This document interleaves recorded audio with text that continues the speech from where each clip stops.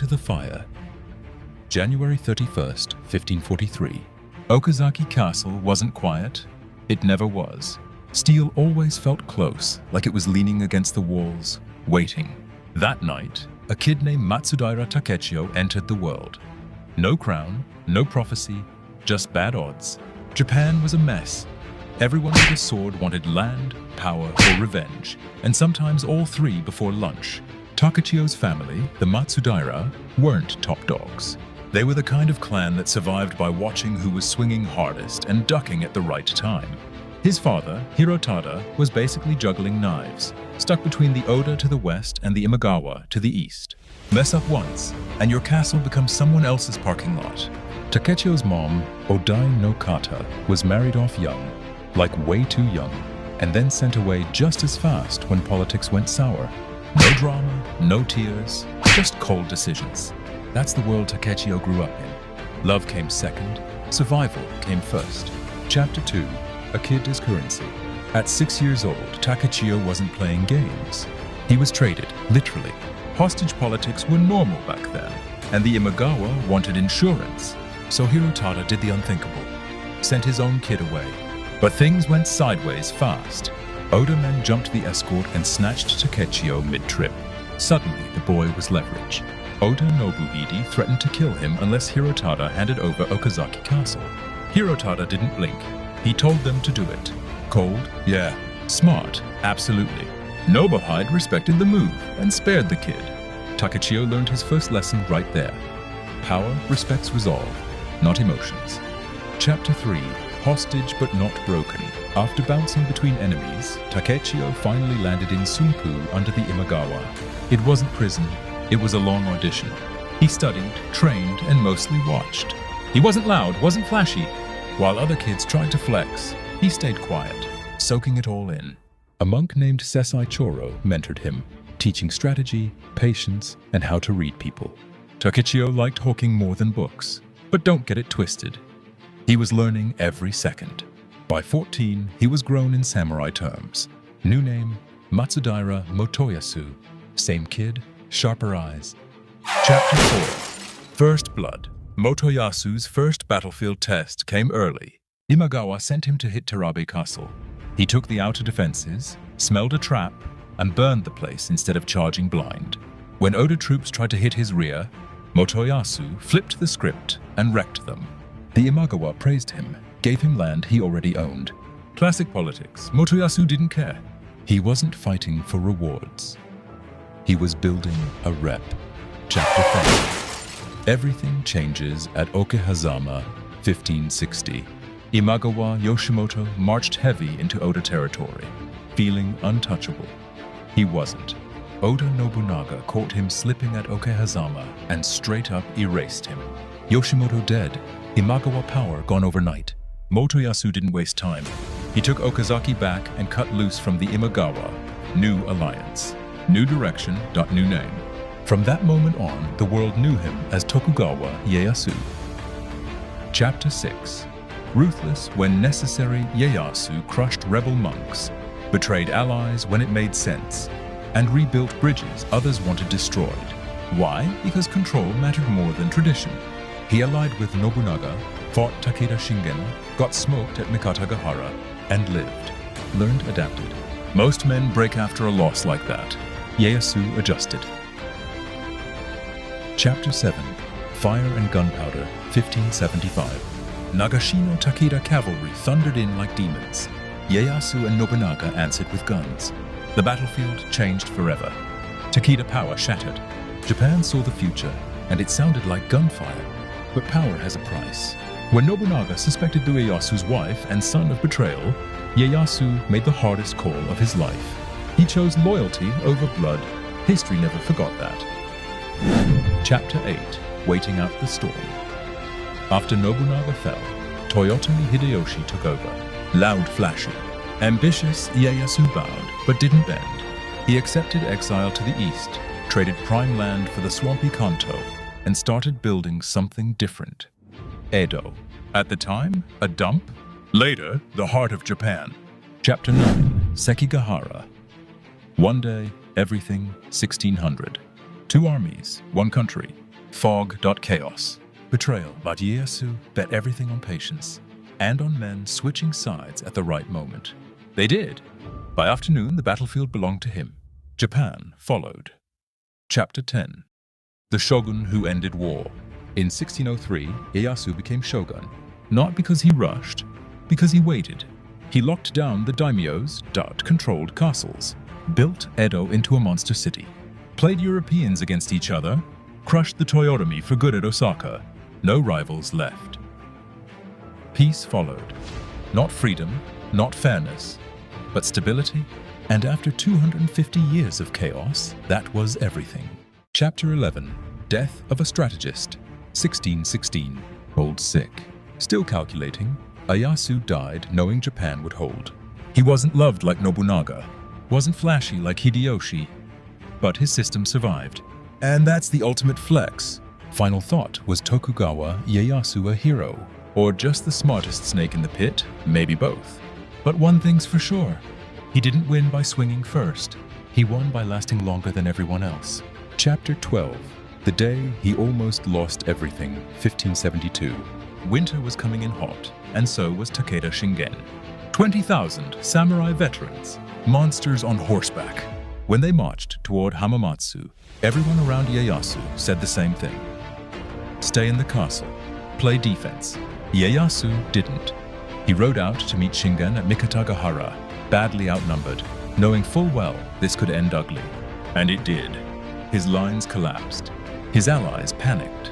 Men died screaming in the mud while Takeda cavalry sliced through formations like paper. Ieyasu barely escaped with his life. 5 men left. 5. Most lords would have shut the gates, hid, and prayed. Ieyasu lit fires instead. He left the gates open, torches blazing, made it look like a trap. Takeda hesitated, confused, suspicious. That night, Shingen pulled back. Lesson learned. Even when you lose, control the narrative. Chapter 13. The Long War. Shingen died months later, but his son Katsuyori kept the beef alive. For years, Ieyasu fought like a man boxing shadows. No clean win, no final blow, just constant pressure. Then came Nagashino, 1575. Rain.mud. Guns lined up behind wooden palisades. Takeda charged like it was still the old era. They were wrong. Gunfire ripped through cavalry. Horses fell. Samurai died confused, brave, and outdated. It wasn't honorable. It wasn't pretty. It was decisive. Japan watched the future happen in real time. Chapter 14. Blood over blood. Power isn't free. Ieyasu paid in blood. When whispers reached Nobunaga that Ieyasu's wife and son were plotting betrayal, the verdict was already written. Nobunaga didn't negotiate. Ieyasu obeyed. History remembers this moment clearly. Not because it was cruel, but because it proved something terrifying. Ieyasu would sacrifice anything for survival. Chapter 15. After Nobunaga, 1582, Nobunaga was dead, betrayed, burned. Japan froze. Into the chaos stepped Toyotomi Hideyoshi, a former nobody with big energy and bigger ambition. He talked fast, moved fast, conquered faster. Ieyasu tested him once, lost, backed off. Smart move. Instead of fighting, Ieyasu waited, watched, built strength quietly while Hideyoshi chased glory. Career, castles, titles, different styles. One burned bright, the other endured. Chapter 16. The Eastern Gamble. Hideyoshi forced Ieyasu east, trading his strong lands for the wild Kanto region. Most lords saw exile. Ieyasu saw opportunity. He chose Edo, a swampy, broken-down town, and started rebuilding from scratch. Roads, castles, loyalty networks. While others bowed to Hideyoshi, Ieyasu built independence behind mountains. Chess, not checkers. Chapter 17. The world knocks. Foreigners showed up with guns, Bibles, and business plans. Ieyasu listened. He liked trade, didn't trust religion. He played the Dutch and English against the Portuguese and Spanish, soaking up tech while cutting missionary influence. Faith divided people, commerce united them. Again, cold, calculated, effective. Chapter 18. Hideyoshi dies, 1598. Hideyoshi died, leaving a kid behind and a shaky council to rule in his name. Everyone knew what that meant. Storm incoming, Ieyasu didn't rush. He married into families, signed alliances, let enemies expose themselves. One man stood against him, Ishida Mitsunari. The countdown began. Chapter 19, Sekigahara, All or Nothing 1600. Fog-covered fields, 2 armies, 1 shot at control. Ieyasu marched straight into a trap, on purpose. He trusted promises of betrayal. When the moment came, cannons roared, banners turned, and Ishida's plan collapsed from the inside. By afternoon, it was over. Japan chose its master. Chapter 20, The Shogun Who Locked the Door. 1603. Ieyasu became shogun. He didn't celebrate. He fortified limited castles, controlled daimyos, centralized power, built Edo into a monster city, crushed the Toyotomi at Osaka for good. No rivals, no excuses. Peace followed, not freedom, but order. Chapter 21, A King Without a Throne. After Sekigahara, Japan was technically unified, but Ieyasu knew better. Power doesn't vanish overnight. It hides. It waits. And the biggest shadow still standing belonged to one name, Toyotomi Hideyori. Young, rich, sitting inside Osaka Castle like a loaded gun on the table. So Ieyasu played nice. He married his granddaughter into the Toyotomi family, smiled in public, stayed polite, but behind the scenes, he tightened the leash. Daimyos were told to stop visiting Osaka. Power flowed east, toward Edo. No rush, no drama, just pressure. Chapter 22, Building a Machine. Ieyasu stepped back as shogun in 1605, handed the title to his son Hidetada, and fooled a lot of people into thinking he was done. He wasn't. He ruled from the shadows as Ogosho, the retired shogun. Edo exploded. Bridges, roads, canals, mansions. Land prices went crazy. Samurai flooded in. Merchants followed. Japan's center of gravity shifted. Kyoto still had the emperor, but Edo had the power. Chapter 23, The Bell That Started a War. 1614. Hideyori rebuilt a massive temple bell in Kyoto. Religious stuff, right? Wrong. The inscription could be interpreted as disrespectful to Ieyasu. That was all the excuse he needed. Ieyasu declared the Toyotomi a threat to national stability. Weapons were bought from Europeans, armies mobilized. Old man or not, he was finishing this. Chapter 24, Osaka burns, winter. The first siege of Osaka was brutal. Cannon fire, trenches, cold nights. Ieyasu personally inspected the front lines at 70+ years old. He negotiated instead of storming the castle, promised peace, then ordered Osaka's outer defenses destroyed.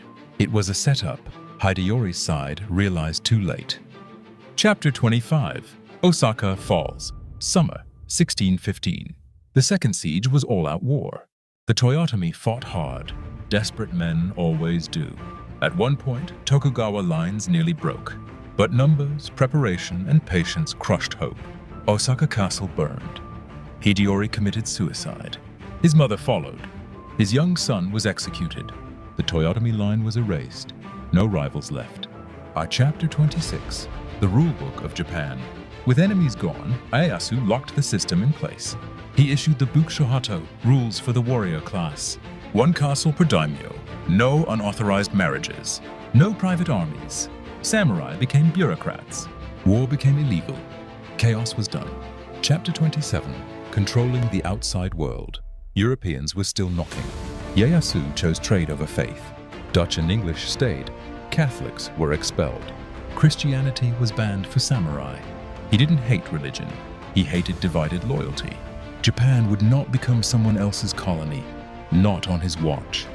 Chapter 28, The Final Winter, 1616. Ieyasu was tired, sick. Still sharp, the emperor honored him as chancellor. The realm was quiet. Edo was secure. The Tokugawa line was set. He died knowing something rare in history. His system would outlive him. Chapter 29, God of the East. After his death, Ieyasu was enshrined as Tosho Daigongo, a divine protector of Japan. His shrine at Nikko-Toshogu became sacred ground. From peasant villages to palace halls, His rules shaped daily life. For 250 years, Tokugawa Ieyasu wasn't the flashiest, wasn't the bravest, wasn't the most loved. But he understood one brutal truth. Winning the war is easy. Keeping the peace is harder. He didn't conquer Japan in a blaze of glory. He outlasted it. Thank you for watching this video. Please like, share, and comment.